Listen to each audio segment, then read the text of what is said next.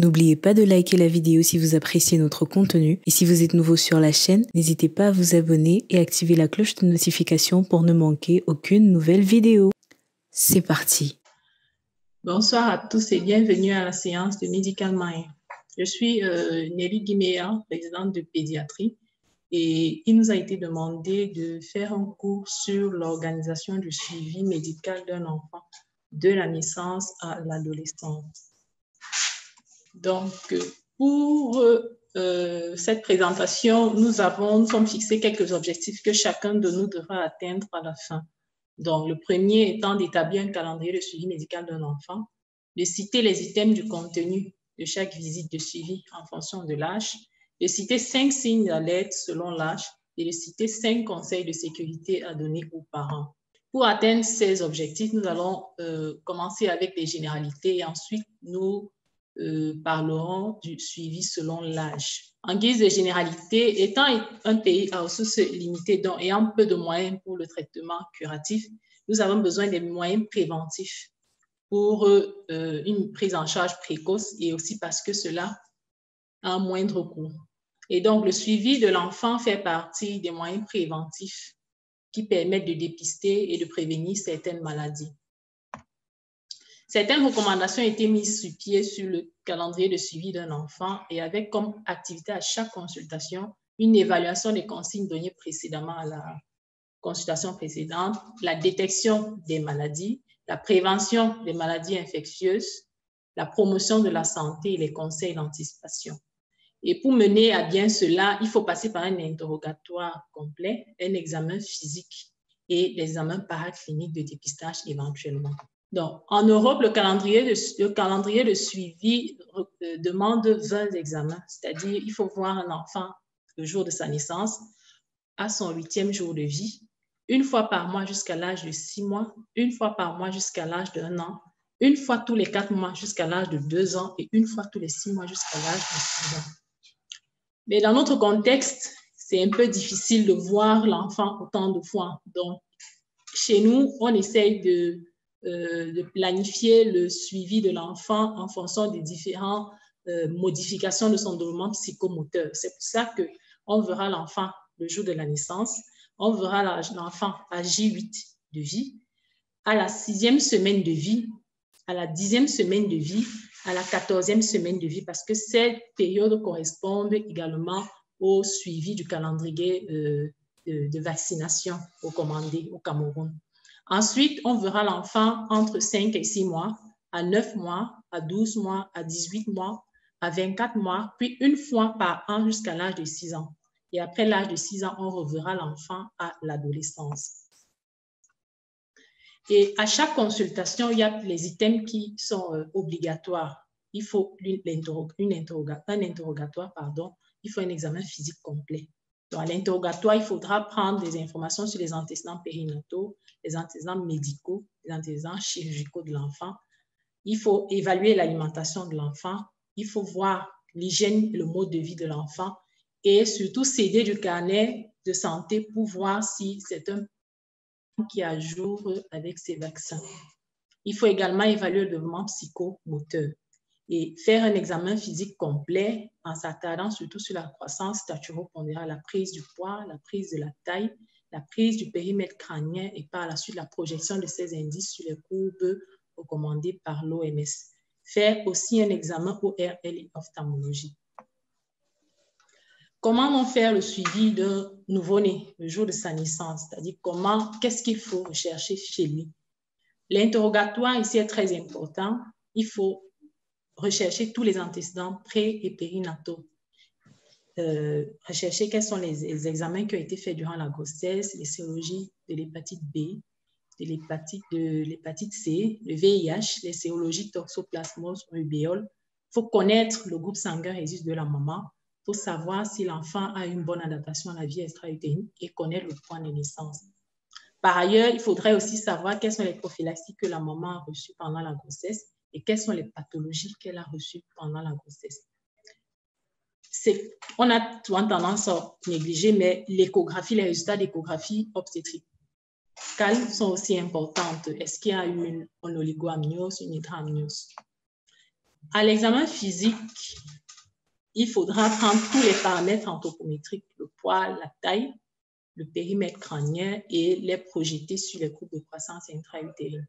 Il faut faire un bon examen neurologique. Il faut rechercher les signes dysmorphiques, rechercher une malformation. Est-ce qu'il y a une fente labio-palatine, une imperforation anale, une arthrite des coudes? Bref, rechercher les malformations qui nécessitent une prise en charge urgente dès la naissance. Et également, ce qu'on a l'habitude d'oublier, c'est regarder le gène mixtionnel du garçon. Est-ce qu'il est bon? Parce que en regardant le gène mixtionnel du garçon, on pourra facilement savoir si c'est un enfant ou un nouveau-né. On pourrait suspecter une malformation des voies urinaires, à savoir les valves de l'urètre postérieur. Alors, après avoir fait l'interrogatoire, d'avoir examiné l'enfant, il y a quelques conseils. Si c'est un nouveau-né qui va bien, il y a quelques conseils qu'il faudra donner à la maman.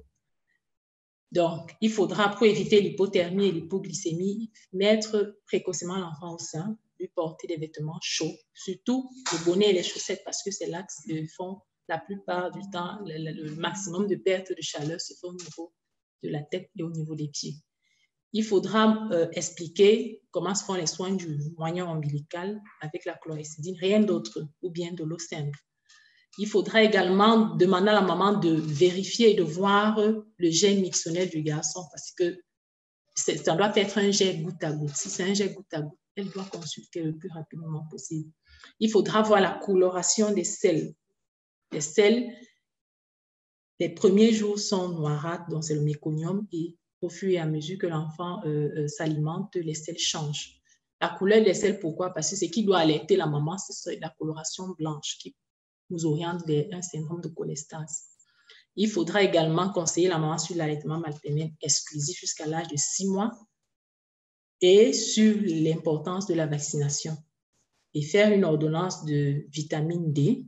Il y a quelques sujets particuliers chez qui, en plus de ces conseils, il faudra donner la nivirapine. Je parle des nouveaux-nés exposés au VIH.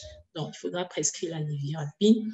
Et chez les enfants qui sont exposés également à l'hépatite B, il faudra faire une sérovaccination dans les 12 heures qui suivent la naissance. Ensuite, il faudra donner un rendez-vous à J8 et donner quelques signes de danger à la maman qu'elle doit suivre à son retour à domicile, c'est-à-dire l'ictère, surtout si nous sommes devant une maman qui est de groupe sanguin et O. Est-ce que c'est un nouveau-né qui a des bosses sérosanguines? Est-ce que c'est un nouveau-né qui a eu des hématomes parce qu'ils sont à risque de faire un ictère et un ictère qu'il faudra surveiller? Il faudra également donner comme autre signe de danger les vomissements. Est-ce que c'est un nouveau refus de tétée, une absence de méconium au-delà de 48 heures? Elle suivait également les urines. Est-ce que le refus de tétée, la fièvre et puis la difficulté à respirer, ça sont les signes de danger qu'il faudra expliquer à la maman. Au 8e jour de vie, c'est une consultation qui est souvent oubliée alors qu'elle est importante. Elle est importante surtout si nous sommes devant un nouveau-né qui a eu des facteurs de risque identifiés dès la naissance. Donc, à J8, il faudra vérifier est-ce que c'est un nouveau-né qui a un ictère. Il faudra vérifier la coloration des selles, le gène mixtionnel. Si à J0, nous ne l'avons pas évalué, il faudra également voir s'il présente des signes d'infection, surtout chez celui qui a eu des facteurs de risque infectieux à la naissance. Ensuite, nous allons aborder le suivi à 6 semaines, 10 semaines, 14 semaines.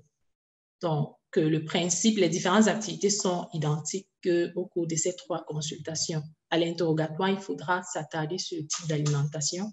Est-ce que l'alimentation maternelle exclusive que vous avez demandé à la maman, vous avez recommandé à la maman se poursuit? Parce que dès l'âge de 2 mois, certaines mamans déjà arrêtent ou bien poursuivent, mais ajoutent à cela un substitut de lait maternel.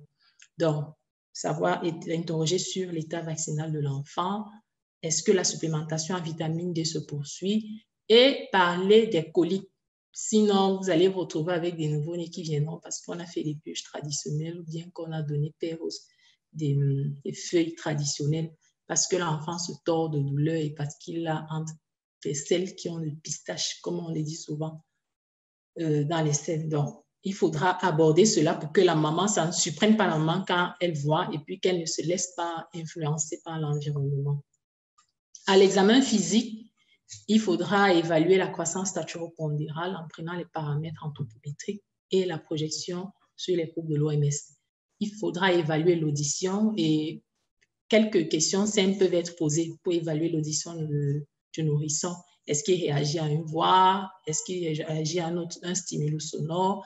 Est-ce que c'est un enfant qui a un sommeil imperturbable, c'est-à-dire il dort et puis même lors des claquements de porte, il ne sursaute pas? Est-ce qu'il vocalise?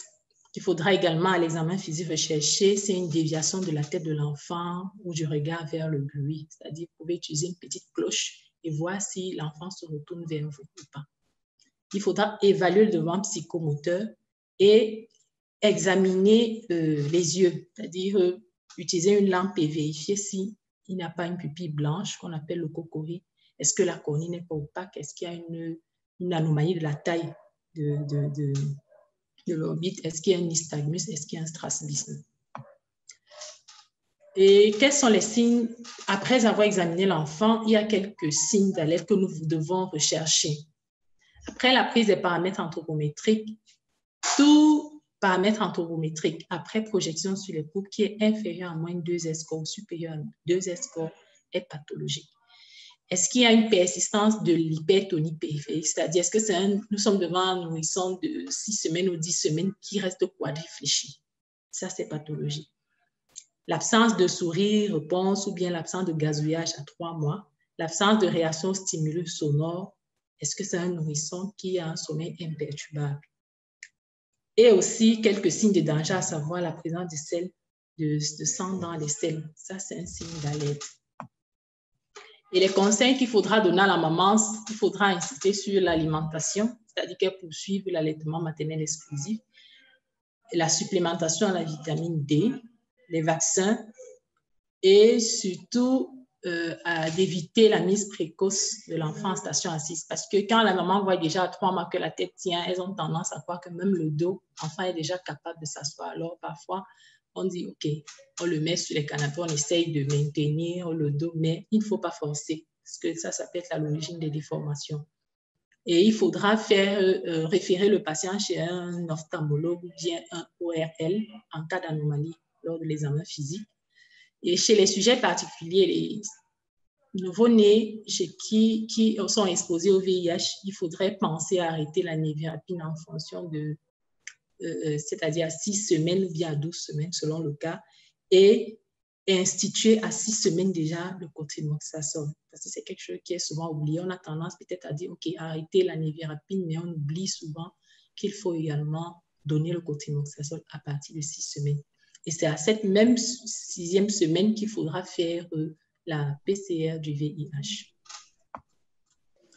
Nous allons passer au suivi de nourrissons de 5 à 6 mois. Bon, nourrisson qui est vu entre 5 et 6 mois. Donc, l'interrogatoire va toujours évaluer l'état vaccinal, l'alimentation et surtout, il faudra savoir si la maman a déjà commencé à donner autre chose que le lait maternel. Il va falloir évaluer le développement psychomoteur en utilisant l'échelle de Denver. Et à l'examen physique, toujours commencer par les paramètres anthropométriques et les projeter, tout en sachant que l'enfant va doubler son poids à 5-6 mois. Faire un examen neurologique complet, et évaluer la vision et l'audition et vérifier s'il y a déjà l'éruption dentaire, puisqu'on sait que la première incisive apparaît à l'âge de 6 mois. Et quels sont les signes d'alarme que nous devons rechercher? Vous pouvez vous retrouver devant une maman qui poursuit l'allaitement maternel exclusif au-delà de 6 mois, ou bien une maman qui n'a pas fait vacciner ses enfants, c'est-à-dire l'absence de vaccination ou bien une vaccination incomplète, c'est un signe d'alarme. Les indices de paramètres anthropométriques supérieurs à 2 S-score ou inférieurs à moins de 2 S-score, l'absence de tenue de la tête à 4 mois, la persistance des réflexes archaïques à 6 mois, l'absence de vocalise, les clignements, l'absence de clignement à la menace et l'absence de poursuite oculaire à 4 mois. Donc, quels sont les conseils qu'il faudra donner? Il faut poursuivre la vitamine D, donner la vitamine A à 6 mois et prévenir les accidents parce qu'à cet âge, l'enfant porte déjà les objets, progressivement les objets dans la bouche. Donc, c'est à partir de cet âge qu'il faudra donner des conseils sur comment prévenir les accidents, prévenir les chutes parce qu'ils se mobilisent déjà, prévenir les chutes de hauteur, éviter de ranger les produits dangereux hors de sa portée et éviter de donner les aliments qui sont facilement inhalables comme les arachides, les pop-corn. Donc, à cet âge également, il faudra faire le dépistage de la drépanocytose. Dans certains pays, ça se fait à la naissance. Et puis, je parle dans certains hôpitaux également, ça se fait à la naissance et à 6 mois. Mais à 6 mois, si le nourrisson ne l'a pas eu à la naissance, il faudra penser à faire un dépistage à l'âge de 6 mois. Et la vaccination. Et insister surtout chez les prématurés, en plus des vaccins recommandés par le programme élargi vaccination, ajouter à cela le vaccin contre la grippe à l'âge de 6 mois. Et à 6 mois, c'est le moment de faire également un plan de diversification, c'est-à-dire dire à la maman la qualité qu'elle doit donner, la quantité qui est appropriée pour cet enfant, les horaires, comment est-ce qu'elle le nombre de repas qu'elle doit donner, ce qu'elle doit éviter, comme les bouillies enrichis, les sucreries, les jus, les biscuits, ce genre d'aliments qui sont à éviter. Je ne vais pas m'attarder là-dessus parce qu'il y aura un cours sera fait sur la diversification alimentaire. Et éviter la trottinette, c'est important. Il faudra attirer l'attention des mamans là-dessus.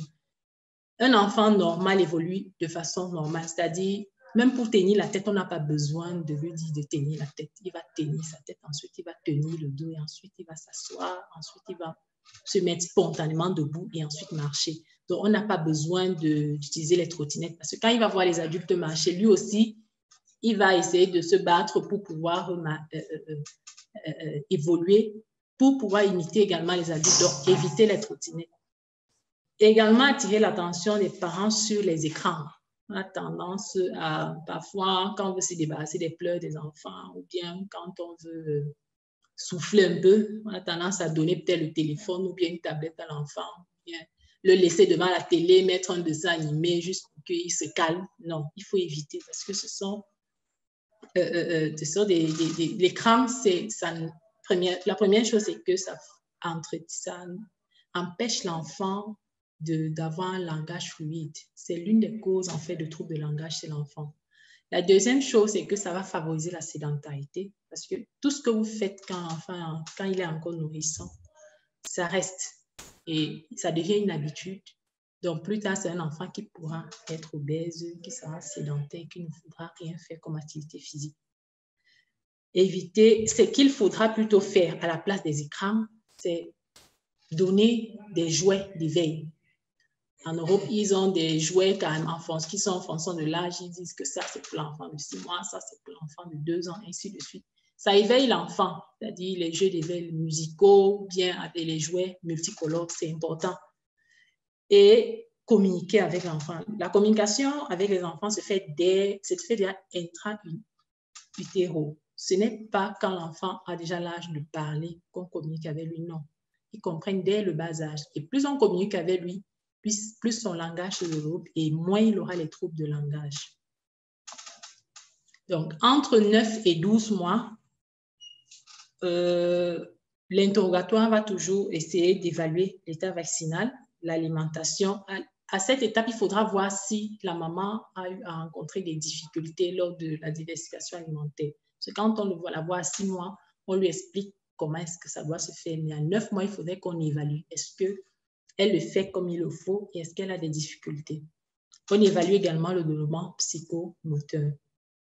À l'examen physique, le plus important ici, en dehors de ce qu'on a l'habitude de faire, c'est faire un bon examen neurologique et rechercher les réactions de protection, c'est-à-dire les signes de parachute ou bien les signes de plongeon. Ce sont des signes des réactions de protection qui sont présents dès l'âge de 9 mois et qui persistent jusqu'à l'âge adulte. Ce qui est aussi important ici, c'est qu'il faut savoir que si nous sommes devant un prématuré, c'est pour ça que nous avons demandé le terme de la grossesse. Si nous sommes devant un prématuré à l'âge de 9 mois ou de 12 mois, quand on consulte, il faudra s'assurer qu'il a déjà les mêmes acquisitions psychomotrices qu'un enfant de son âge qui est né à terme. Parce qu'on suppose qu'à cet âge, il est censé avoir rattrapé ses capacités psychomotrices. Donc, la troisième chose à faire, c'est rechercher les signes d'alerte, c'est-à-dire l'absence de vaccination, vaccination incomplète, l'absence de stations assises sans support à l'âge de 9 mois, l'absence d'un babillage non canonique à 9 mois, ou alors toute régression au niveau du langage, c'est-à-dire c'est un enfant qui avait déjà un babillage, mais qui après a arrêté carrément de babiller. Donc, ça doit être un signe d'alerte. Ou alors, un nourrisson d'un an qui ne répond pas aux autres thèmes. Ça doit déjà attirer notre attention. Est-ce que c'est un enfant qui est sourd? Ou alors, un enfant qui a une errance du regard, bien qui a tendance à se buter contre tout le temps lorsqu'il marche ou bien lorsqu'il rampe. Ça permet déjà d'attirer notre attention sur est-ce que c'est un enfant qui a une bonne vision ou bien qui a un trouble visuel.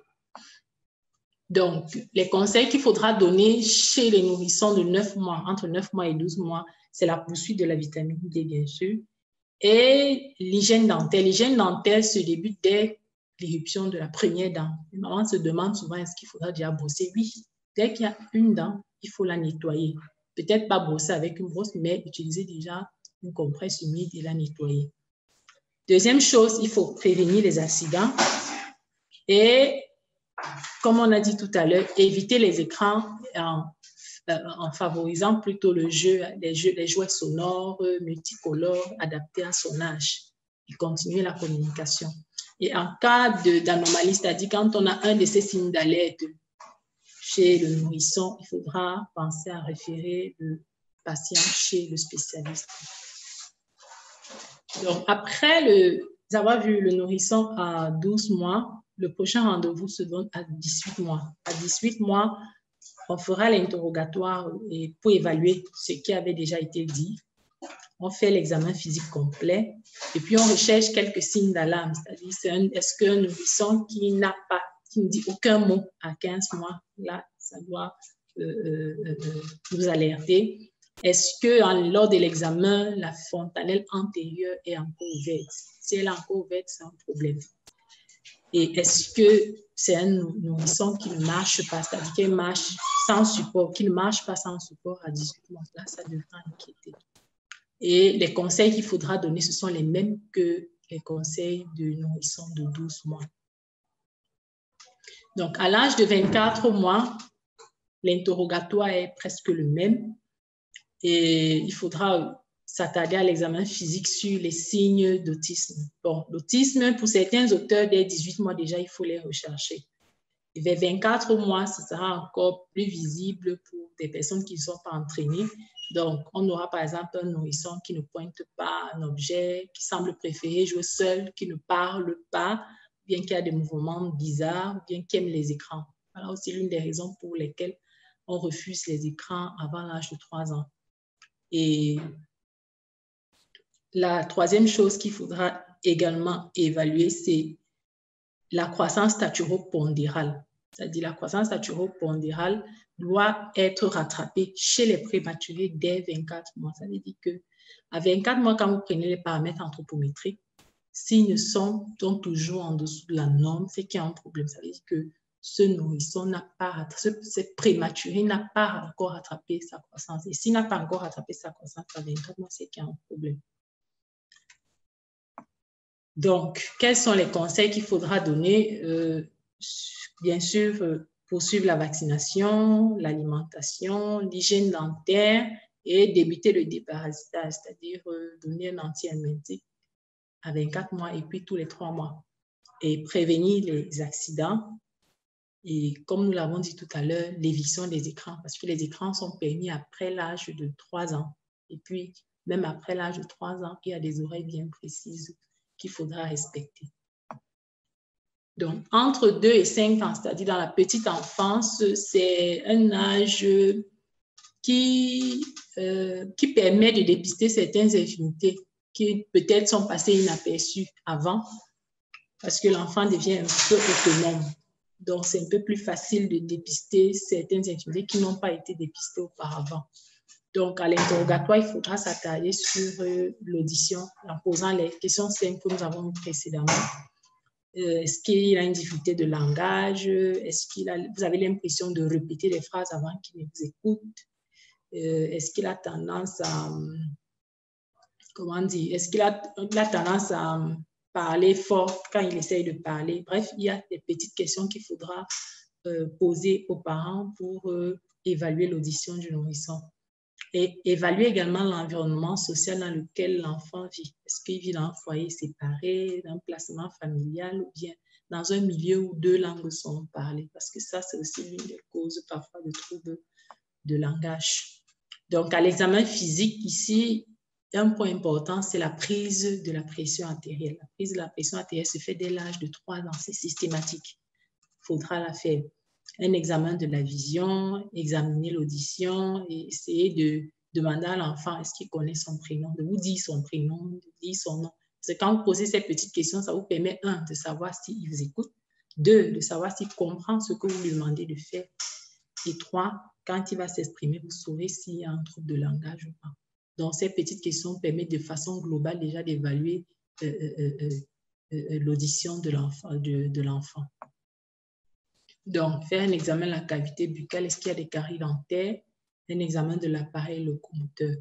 Donc, ici, il n'y a pas beaucoup de signes d'alerte. Les signes d'alerte, c'est surtout sur le langage, c'est-à-dire un enfant qui ne fait pas de phrase à 3 ans, ou bien qui a des troubles de comportement, ou bien qui a une inégalité des membres. Donc, à 3 ans, quels sont les conseils qu'il faudra donner? Ce qu'il faudra faire, c'est référer l'enfant chez un spécialiste lorsqu'il y a une anomalie à l'examen physique. Conseiller la prise d'anti-helminthique tous les 3 mois et poursuivre la prévention des accidents. Il faudra insister sur le sommeil, parce que c'est un âge où l'enfant a tendance à beaucoup jouer, mais il doit également se reposer. Et à partir de 3 ans, on peut permettre moins d'1 heure devant l'écran, moins d'1 heure par jour devant l'écran. Et il faudra favoriser et encourager l'enfant au jeu extérieur et adapté pour son âge. Ça permet à l'enfant d'être en activité, ça évite la sédentarité, ça évite également de rester devant les écrans plus d'1 heure par jour. Il faudra poursuivre la communication entre les parents et l'enfant et éviter la scolarisation avant 3 ans. Les parents qui ont tendance à mettre les enfants de 2 ans à la petite section, il faut éviter parce que le cerveau de l'enfant n'est pas encore adapté, il n'est pas encore prêt à recevoir toutes les consignes et puis tout ce qui est donné à l'école. Son cerveau n'est pas encore prêt. À la limite, on pourrait le mettre dans une crèche, mais pas à l'école. Il faut éviter la scolarisation. Attendre qu'il ait 3 ans avant de l'inscrire dans une école maternelle.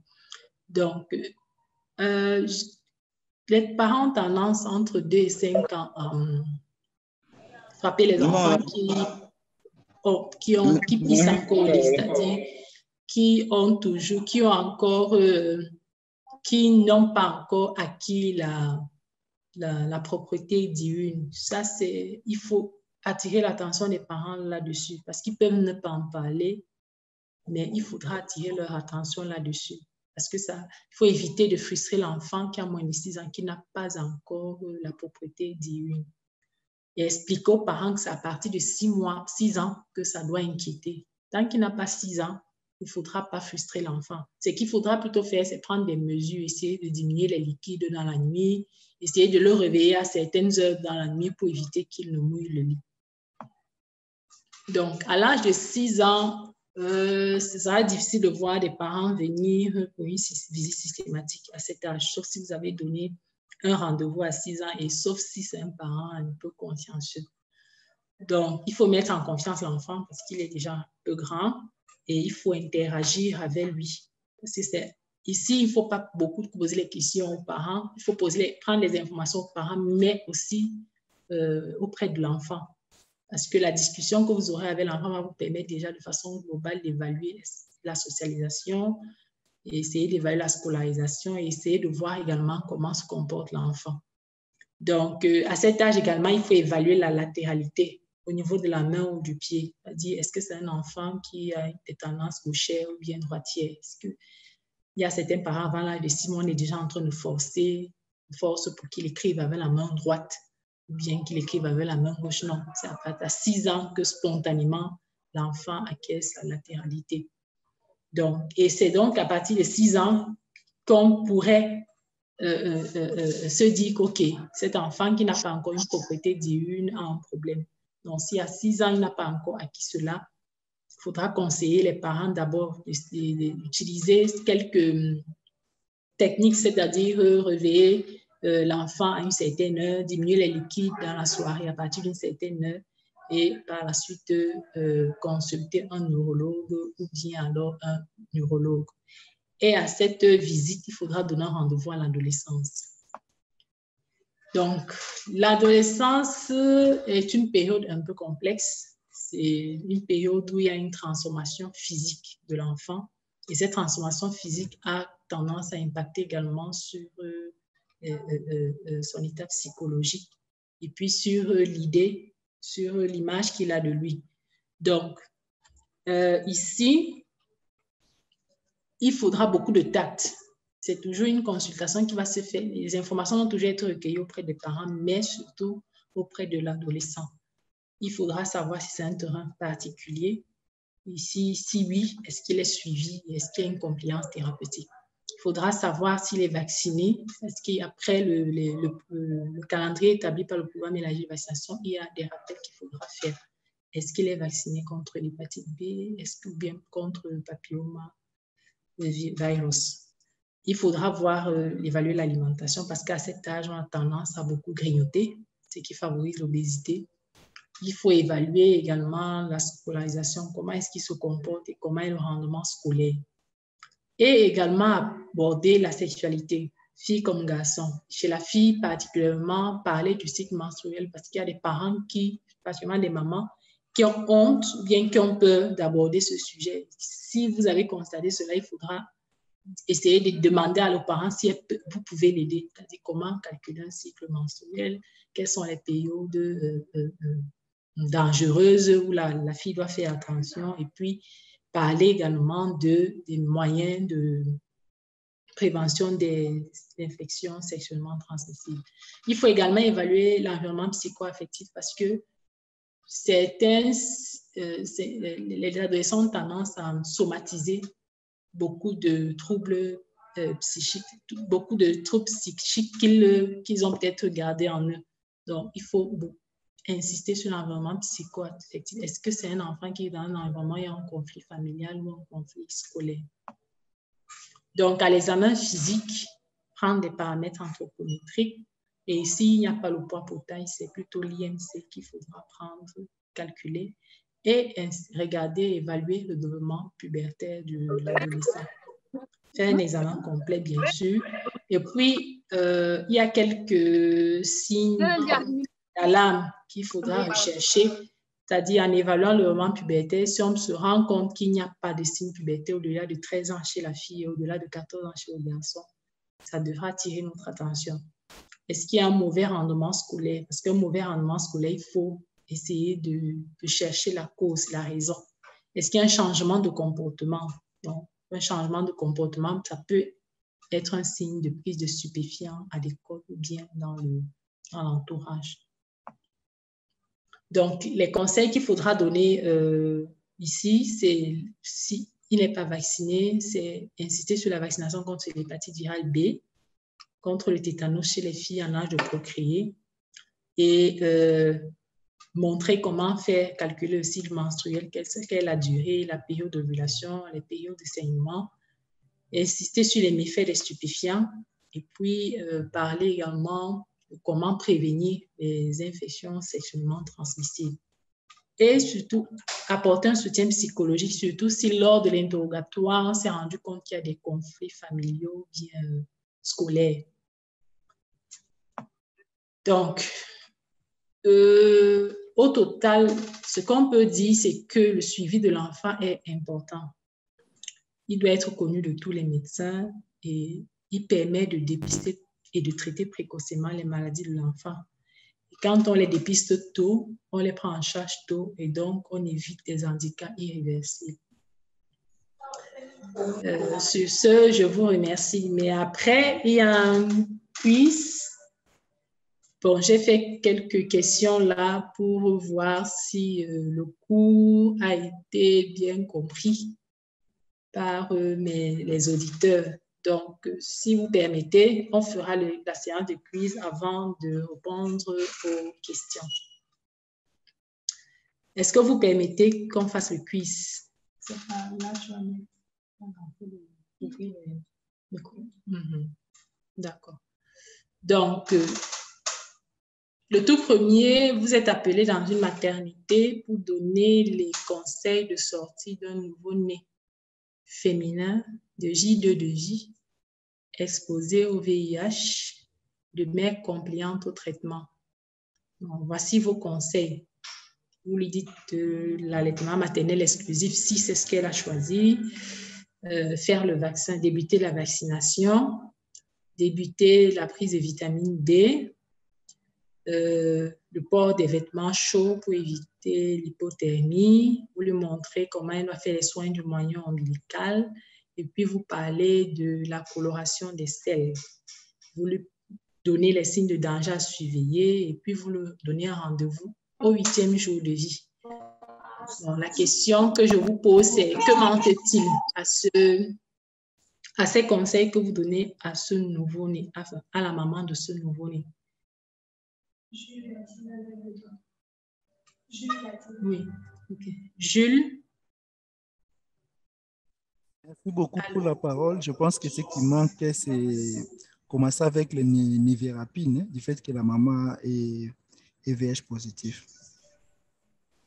D'accord, Jules. Est-ce que quelqu'un d'autre a une autre réponse? Donc, s'il n'y a pas d'autre réponse, nous sommes d'accord avec Jules. Ce qui manque ici, c'est la névirapine. C'est pour ça que les antécédents sont importants. Quand vous prenez les antécédents, ça vous apporte un certain nombre d'informations qui vont vous être utiles dans les conseils que vous allez donner à la maman. Merci, Jules, pour la réponse. Le deuxième, vous avez une maman qui amène son fils de 15 mois parce qu'il se tient debout mais ne marche pas encore. Et elle est inquiète parce que ses frères ont marché plus tôt.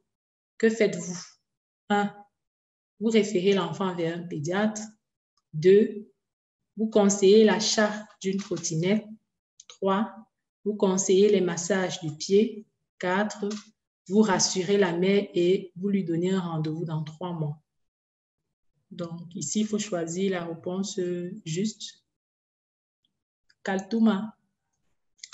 Kaltouma dit rassurer la mère et lui donner rendez-vous dans 3 mois. Pourquoi? Kaltouma, est-ce que tu peux nous donner une explication à ton choix? Je pense de retard de la marche à partir de 18 mois. Donc, si l'enfant a 15 mois, il est encore dans l'âge, en fait, où il peut ne pas marcher. Et c'est à partir de 18 mois qu'il y aura lieu de s'inquiéter. Très bien. D'accord. Je suis d'accord avec elle. C'est à 18 mois qu'il faut s'inquiéter si vous êtes devant un nourrisson qui ne marche pas encore, pas avant 18 mois. Merci. Donc, le dernier, vous avez Monsieur Do qui vous amène son fils de 4 ans parce qu'il a constaté que son fils met toujours le volume de la télévision. La maîtresse a également constaté qu'il ne réagit pas aux autres, même lorsqu'elle lève la voix. Que faites-vous? 1. Vous rassurez le père en disant qu'à cet âge, les enfants sont têtus. 2. Vous référez l'enfant chez un ORL. Que faites-vous?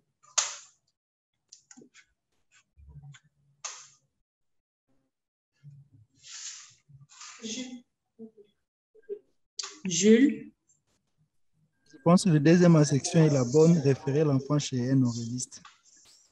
Bon, tu l'as choisi et pourquoi? Tu penses à quoi ici?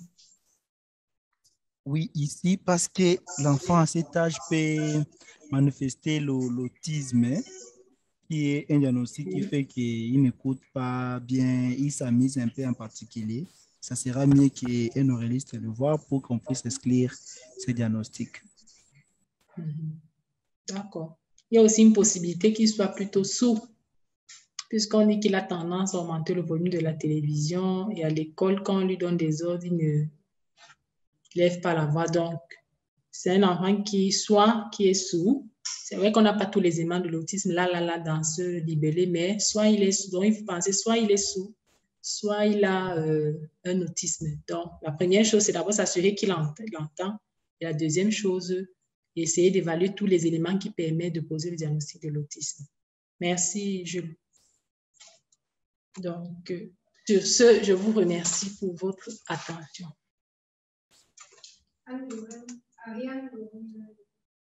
Oui. La question, c'est Ariane. Ariane Lorraine, vous avez la parole.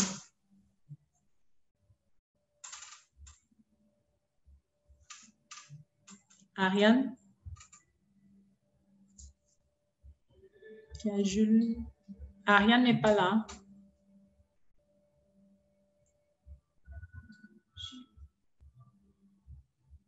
Bon. En attendant qu'Ariane revienne, Jules, vous avez la parole. Merci beaucoup, Dr. Nelly, pour la présentation. C'était très intéressant, très instructif. Mais j'ai une préoccupation. J'ai vu que dès le départ, tu as commencé avec la supplémentation à la vitamine D. Est-ce que c'est obligatoire dans notre contexte? D'accord, merci Jules pour la question. Oui, la vitamine D est obligatoire dès la naissance. Si vous êtes devant un nouveau-né, né à terme, vous devez commencer la vitamine D dès la naissance. On supplémente la vitamine D parce que c'est l'une des vitamines que le lait maternel ne contient pas en quantité suffisante. C'est pour ça qu'on supplémente les enfants dès la naissance. Et ceci jusqu'à l'âge de 24 mois. Donc oui, c'est obligatoire.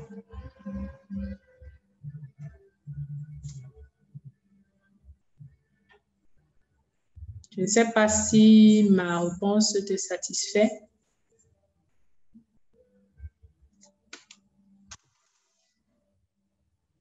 D'accord, Dr. Nelly. Merci beaucoup. Est-ce qu'il y a d'autres questions? Oui, Jules. Et c'est vrai que nous sommes dans deux contextes de pays différents, mais quel est votre programme de vaccination? Est-il possible de faire la supplémentation sur tous les enfants? Parce que, par exemple, moi, je suis au Congo, hein? Il y a un programme qui va de la naissance jusqu'au 18 mois, n'est-ce pas? Mais là, je ne sais pas au Cameroun, hein, si pour certains enfants, par exemple, qui sont drépanocytaires, est-ce que vous faites des supplémentations? Si c'est oui, quelles sont ces supplémentations que vous donnez? Et à quel moment? Bon, la prise en charge, les supplémentations en vitamine D est identique. La supplémentation est identique chez tous les enfants, qu'ils soient drépanocytaires ou pas, dès la naissance, jusqu'à l'âge de 24 mois au Cameroun. Maintenant, il y a normalement dans la littérature, chez le drépanocytaire particulièrement, on devrait le supplémenter à la vitamine D à cause des complications liées à sa pathologie. Mais ce n'est pas effectif au Cameroun. Ça n'entre pas dans les recommandations que nous avons au Cameroun. Et au Congo, vous supplémentez les drépanocytaires jusqu'à quel âge? Non, pratiquement identique. Plutôt, je voulais aussi savoir s'il y a dans le programme élargi, hein, dans votre programme élargi de vaccination, et comment vous prenez en charge particulièrement les drépanocytaires. Bon, comment vous prenez en particulier les drépanocytaires et puis les enfants particuliers qui sont nés avec les parents PVV? Donc, je ne peux pas faire un coup là-dessus, mais concernant les recommandations, il y a une prise en charge, comment dire, un algorithme décisionnel de prise en charge et de suivi des enfants exposés au VIH que le protocole national a établi. Donc, c'est cet algorithme-là que l'on suit. Et en dehors des petites exceptions que j'ai faites tout à l'heure, c'est-à-dire donner la névirapine et puis donner une complémentation à 6 semaines, faire la PCR, il y a d'autres éléments de suivi qui sont recommandés par le protocole national que l'on suit. Maintenant, en ce qui concerne les drépanocytaires, il y a également un guide de prise en charge de l'enfant drépanocytaire au Cameroun. Donc, c'est ce guide-là également qu'on suit. Maintenant, est-ce que tu as une question particulière concernant les deux prises en charge? Et je pense que concernant la drépanocytose, je pense, si je ne me trompe pas, qu'il y aura un cours là-dessus l'année prochaine. Donc, si tu as des questions, peut-être lors de ce cours, tu pourras les poser. Sauf si tu as une question particulière concernant le suivi de l'enfant. Là, ce qu'on a fait, c'est le suivi d'un enfant normal de façon globale. Maintenant, en fonction du terrain devant lequel tu te trouves, il y a des éléments qu'il faudra ajouter dans le suivi, c'est-à-dire dans la surveillance en fonction du terrain et en suivant les recommandations locales. C'est pour ça que nous suivons les protocoles nationaux en fonction de si nous sommes devant un enfant qui est drépanocytaire ou bien un enfant qui est exposé au VIH.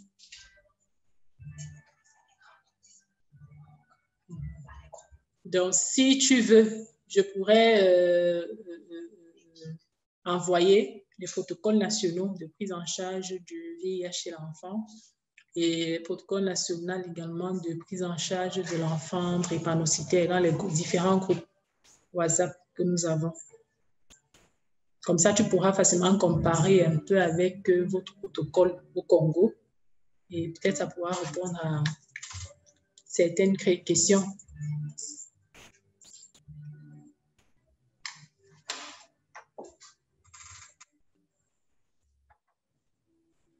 Et sinon, Jules, juste pour savoir, comment est-ce que vous suivez les enfants au Congo? Est-ce qu'il y a des particularités que je n'ai pas abordées que vous faites au Congo? Non, c'est pratiquement identique. Hein. C'est pratiquement identique. C'est vrai qu'il y a la politique nationale aussi qui entre en jeu, par exemple, ce qui concerne la vaccination et autres. Mais en général, ce que tu as présenté, docteur Nelly, ça calque vraiment la pédiatrie. En tout cas, il n'y a pas trop de différence. Mais je serais ravi de lire hein, pour approfondir ma culture scientifique à ce qui concerne la prise en charge. Et la vitamine D, les patients les achètent ou bien ça fait partie du planning, c'est-à-dire comme la vitamine A qui est donnée gratuitement, est-ce que chez vous, c'est donné gratuitement la vitamine D ou bien les parents achètent? La vitamine D, c'est sous la prescription médicale. Tandis que la vitamine A, c'est le gouvernement qui donne. D'accord. Ok, merci. Est-ce que Ariane voulait poser une question? Est-ce qu'elle est déjà là? D'accord. Donc, Ariane qui demande s'il y a possibilité de dépister la surdité à la naissance. Donc, ça, c'est sa question. Oui, c'est possible. Sur d'autres cieux, à la naissance, il y a des tests de dépistage de la surdité. Même déjà à l'hôpital gynéco-pédiatrique de Yaoundé ici, il y a des tests qui se font systématiquement dès la naissance pour tout nouveau-né. Et ça se fait par l'ORL, c'est-à-dire le spécialiste, c'est-à-dire qu'un nouveau-né naît, s'il n'a pas de problème, on l'envoie chez l'ORL, il fait l'examen qu'on appelle l'auto-émission acoustique. Et s'il y a une surdité, il le dira. S'il n'y a pas de surdité, il nous dira également. Donc, c'est le seul hôpital, je pense, qui le fait actuellement. Mais oui, la surdité peut se dépister à la naissance. Est-ce que Ariane est satisfaite de la réponse? Oui, Jules. Peut-être que la dernière question de Nelly. Il n'y a pas de souci. Assez concernant la maladie. Apparemment, on parle D. Oui, Jules. Ce qui concerne les maladies métaboliques, comment vous l'exclurez sur place au Cameroun? Bon, donc, quand je dis maladies métaboliques comme galactosémie, autres, comment vous l'exclurez? Hypothyroïdie. Oui. Voilà. Bon, à la naissance, on ne fait pas le dépistage. Généralement, c'est peut-être devant les signes, dès la galactosémie, devant un signe clinique, peut-être l'ictère, que tu peux, ça peut attirer ton attention et puis d'autres éléments cliniques. Mais pas de dépistage à la naissance. Même les autres tests le dépistage de l'hypothyroïdie, ça ne se fait pas encore chez nous. Donc maintenant, pour les maladies métaboliques, c'est en fonction des signes cliniques ou bien les signes d'alarme que le patient, le nouveau-né va présenter, qu'on peut explorer. Mais les dépister systématiquement, non. Oui, oui. Okay. Okay. Oui, merci beaucoup. Je voulais dire merci avec les signes que j'ai fait là. Merci. Ah, d'accord, ok. Nikes a la parole. Oui, oui. Allô? Oui, Nikes. Allô? Oui, nous t'écoutons. Bonsoir, docteur Nelly. Bonsoir. Oui, bonsoir. Je suis Nikes, oui, EM6, ou bien je peux dire MG au Cameroun, venant de la Chine. Bon, je suis en stage actuellement au Cameroun. J'ai quelques petites préoccupations concernant, vous avez parlé des dépistages chez les drépanocytaires. Oui. J'aimerais savoir si c'est impérativement chez tous ces enfants qu'on devrait faire ce dépistage ou alors il est spécifiquement fait chez des enfants qui ont des parents qui les prédisposent en fait. Ça, c'est ma première préoccupation. Oui. Donc, pour la première question, je peux déjà commencer à répondre. Elle demande si il faudrait le dépistage de la drépanocytose doit se faire chez certains enfants ou chez tous les enfants. Le dépistage de la drépanocytose doit se faire chez tous les enfants, surtout chez nous qui sommes de race noire, parce que c'est une pathologie qui est fréquente chez les sujets de race noire. Première chose. Deuxième chose, elle a beaucoup de conséquences. Donc, il est important de connaître si un enfant est drépanocytaire ou pas. La troisième raison, c'est que le bilan prénuptial n'est pas obligatoire dans notre contexte. Bon, il y a des familles des parents qui se mettent ensemble sans toutefois faire le dépistage de certaines maladies qu'ils pourraient transmettre à leurs enfants. Donc, oui, il faudra faire chez tous les enfants. Ce n'est pas seulement chez les enfants qui ont des parents qui portent le gène ou pas. Il faudra faire chez tous les enfants pour ces trois raisons-là. Pour ta seconde question, essaye s'il te plaît d'envoyer un message pour qu'on puisse le lire. Merci. Donc, Nikes, sa deuxième question, elle demande quand est-ce qu'il faut donner l'astigmine aux enfants. Donc, l'astigmine, c'est un médicament, ce sont en fait un ensemble d'acides aminés que nous utilisons dans nos hôpitaux, chez les prématurés ou bien chez les nouveau-nés qui n'ont pas la possibilité, chez qui on n'a pas la possibilité de faire une alimentation entérale. Donc, c'est composé d'acides aminés que nous utilisons comme alimentation parentérale. Donc, l'alimentation parentérale chez les nouveau-nés ou bien chez les nourrissons qui ont des pathologies qui contre-indiquent l'alimentation entérale. Bon, chez nous, nous utilisons ça beaucoup plus chez les prématurés, peut-être des prématurés qui ont des malformations digestives comme les arthrésies duodénales, en attendant qu'une intervention chirurgicale soit faite. Donc ça, c'est un moyen juste pour pouvoir essayer dans l'alimentation parentérale, il faudra apporter en fait tous les éléments, au maximum tous les éléments que sont censés apporter une alimentation entérale. Les macronutriments, les micronutriments. Dans notre contexte, nous n'avons pas tout cela. Donc, tout ce que nous avons, c'est l'astigmine, qui est cet ensemble d'acides aminés, et donc que nous utilisons parfois en attendant qu'un patient peut-être soit pris en charge chirurgicalement ou bien chez peut-être un prématuré qui ne digère pas bien ces aliments. Donc, il y a c'est indiqué lorsqu'on est devant les pathologies qui contre-indiquent l'alimentation entérale. Ça, c'est ce que je peux dire. Je ne sais pas si j'ai répondu à la question de Nikes, mais ça ne remplace pas l'alimentation entérale. Quand on l'utilise, c'est juste un moyen en attendant, c'est transitoire. C'est l'utiliser en attendant pouvoir prendre en charge la pathologie qui contre-indique l'alimentation entérale. Est-ce qu'il y a encore des questions? Donc, s'il n'y a plus de questions, nous pouvons dire que le suivi de l'enfant est important, surtout pour nous qui sommes dans les pays défavorisés. Lors du suivi, il faut suivre un certain carnet avec des objectifs bien précis et il faut passer par un interrogatoire précis, un examen physique complet et finir la consultation en recherchant les signes d'alerte. C'est-à-dire les signes d'alerte, ce sont ces signes qui nous orientent vers une pathologie et ce sont ces mêmes signes qui nous permettront de référer précocement les enfants vers les spécialistes ou bien de prendre en charge en fonction du contexte dans lequel nous nous trouvons. Et la quatrième étape, c'est de donner les conseils.